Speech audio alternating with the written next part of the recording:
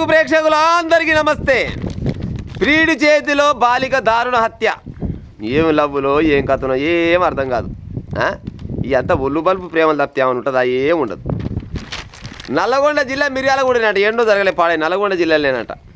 వీళ్ళదంట ఒరిస్సా అంట. ఒరిస్సా దగ్గర బొంగుళూరు అంట. వీళ్ళ పేరు బొంగుళూరేనా బొంగులమంద.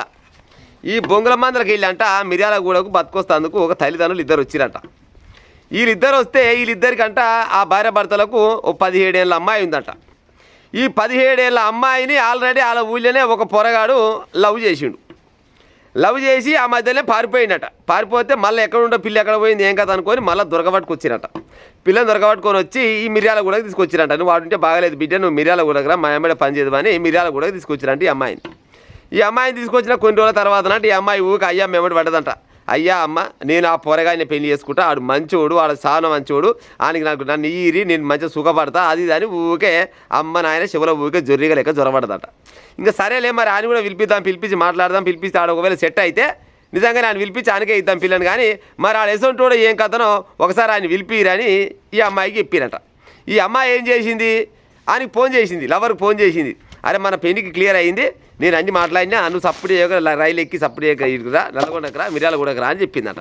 ఈ తల్లి ఆగ దొరికిన ఛాన్స్ అనుకుని ఆడేం చేసిండు, ఆడికెళ్ళి చిన్నగా వెళ్ళినట. ఆడికెళ్ళి ఆడు వచ్చిండు, ఇటుక బయటలో పని చేస్తున్నట. మిర్యాలగూడ దగ్గర ఇటుక బయటలో పని చేస్తున్నట. పని చేస్తుంటే ఆడు పాడైపోను ఈ పోరిని చూసినా చూడకుండా ఉంటున్నాడు, కానీ మందు సీజన్ చూడని మాత్రం ఉండడంటాడు. పొద్దు లేచే పొద్దుకి దాకా తాగుడేనట. పాడైపోను నిన్న కూడా తాగి వచ్చిండట. తాగి వచ్చి అంటే ఆడు ఎందుకు పిలిపించిరు, ఆడి ప్రవర్తన ఎట్టుంటుంది, ఏం కథ, ఆడు మంచోడా షెడ్డోడా పనిగల్లోడా పనిమంతుడా లంగా దొంగ తెలుసుకుందామని అయ్యమ్మ పిలిపిస్తే వచ్చిండాడు. ఈ ఫోన్ చేస్తే వచ్చిడు. వచ్చినాక 4 రోజులు చూద్దామన్నట్టు చూస్తే ఈడు మాత్రం సీసాలు ఓపెన్ చేస్తున్నాడు, గుద్దుతూనే ఉండు, మొత్తం పక్కన తోసుకొని తిరుగుతుండేడు. ఇక గిసోంటి నేను గెట్ట పిల్లియాలి ఏం కథ అనుకొని తల్లిదండ్రులు అనగానే ఆ అమ్మాయి కూడా అన్నదంట, అరే నాయన నేను ఎన్నో ఉన్నోని పట్టుకొస్తే నాకు నేను ఇచ్చి పెళ్లి చేస్తామని నేను ఏదో బదిలాడి మా అమ్మని ఒప్పిస్తే నువ్వు వచ్చినాక ఈడ కూడా తాగితే మరి ఎట పెళ్లి అవుతుందిరా మనకని ఈ అమ్మాయి అడిగిందట. నన్ను అడుగుతావా అని లొల్లి పెట్టుకుని సరికి ఇటుక బయటలో ఉన్నోళ్ళే ఆలో ఈలో కలిసి పెద్ద మనుషుల పంచాయతీ లెక్క చిన్నపాటి పంచాయతీ పెట్టుకొని ఇది కరెక్ట్ పద్ధతి కాదురా బిడ్డ, నువ్వు గీసోని పని మానుకోవాలి, నువ్వు బుద్ధిగా తిని ఏమంటారు తిని తాగితే తాగినావు కానీ జర అమ్మగారు తక్కువ తాగి ఆ భార్యను చదువుకుంటాడైతే నీకే పిల్లలు ఇస్తుంటారు మీ అత్తమావాలి అని చెప్పినట.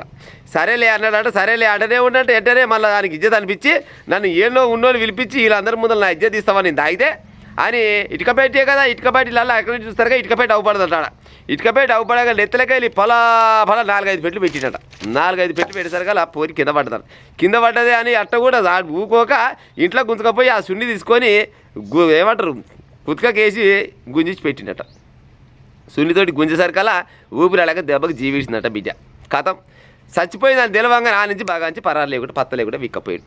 ఇంకా చూడురు కథ. వీడు ప్రేమికుడు ఎట్ట అవుతాడు, ఆమె ప్రేయస్ ఎట్ట అవుతుంది, వీళ్ళది ఏం ప్రేమ ఎక్కడి ప్రేమ, ఆమెకేమో 17 ఏళ్ళే, ఆమె ఇంకా మైనర్ అన్నట్టే.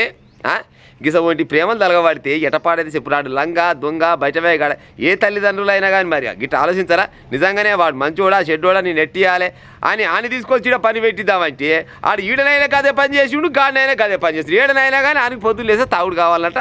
ఆ తాగుడు పాడైపోను తాగుడు మాయ కనబడి సక్కదనాల పొలని చంపి పత్త లేకుండా పారిపోయినట.